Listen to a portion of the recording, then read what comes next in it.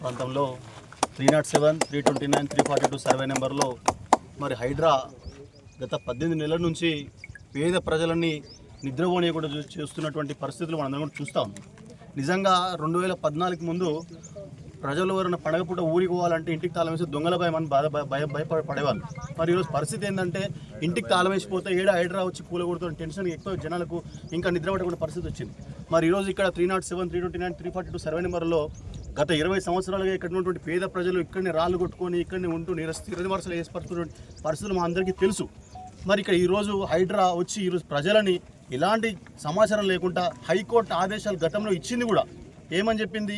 ఆదివారం పూట court holidays ఉన్నప్పుడు అలాంటి టైంలో మీరు హైడ్రా అసలు ఏ పనులు చేయదని చెప్పినా కూడా పదే ప్రజలను పట్టి పీడిస్తున్నటువంటి హైడ్రా భూతంతో ప్రజలను ఈరోజు నిజంగా ఇక్కడ నుండి పేద ప్రజలను చూస్తే చాలా బాధ అనిపిస్తుంది. ఎందుకంటే గతం 20 సంవత్సరాలుగా వాళ్ళు ఇక్కడనే బతుకుతున్నటువంటి పరిస్థితులని వాళ్ళని చిన్నాభిన్నం చేస్తూ సామాన్లను బయటేసి పిల్లలను బయటేసి ఈరోజు వారు ఆత్రనాదాలు వింటుంటే వాళ్ళకి బాధ అనిపిస్తలేదా?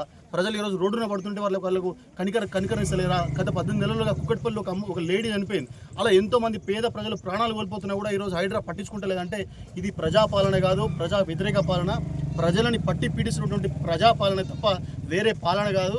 ఖచ్చితంగా చెప్తా ఉన్నాం. బీఆర్ఎస్ పార్టీ గత 10 సంవత్సరాలు ఇక్కడ పేద ప్రజలను హక్కు చేర్చుకున్న తప్ప ఎక్కడ ఏ రోజు కూడా పేద ప్రజల్ని మేము నిర్బంధించడం కానీ ఇబ్బందులు పెట్టిన పరిస్థితి ఎక్కడ చూడలేదు. మరి గత 18 నెలల్లో 20 నెలల్లో కాంగ్రెస్ పార్టీ ప్రజలను నరకం చూపిస్తూ ఉంది. ఈ భూతం హైడ్రా భూతం, కాంగ్రెస్ భూతం మహా అయితే ఇంకో 3 సంవత్సరాలు వాళ్ళు అంతకుమించి ప్రజలను ఇబ్బంది పెట్టలేరు. తర్వాత వచ్చేది బీఆర్ఎస్ ప్రభుత్వం. ప్రజలను హక్కు చేసుకునేది కూడా బీఆర్ఎస్ ప్రభుత్వమే. ఖచ్చితంగా పేద ప్రజలకు అండగా ఉండే బాధ్యత గౌరవ ఎమ్మెల్యే గారు, ఎమ్మెల్సీ గారు తీసుకుంటారు. ఏ ప్రజలకు ఇబ్బందులు జరిగినా మా బీఆర్ఎస్ పార్టీ కానీ నాయకులు కానివ్వండి, మా ఎమ్మెల్యే గారు, మా ఎమ్మెల్సీ గారు ఖచ్చితంగా వాళ్ళకి అండగా ఉంటామని తెలియజేసుకుంటూ ఎవరు అధైర్యపడాల్సిన పని లేదు. ఖచ్చితంగా బీఆర్ఎస్ పార్టీ మీ అందరికీ అండగా ఉంటుంది. పేద ప్రజల కోసం బీఆర్ఎస్ పార్టీ నాయకులు ఎక్కడ దాకా వస్తాం, కలెక్టర్ ఆఫీస్ కాడ ధర్నాకైనా సరే మేము అందరం కూడా సంఘీభావం తెలుపుతామని తెలియజేసుకుంటూ థ్యాంక్ యూ.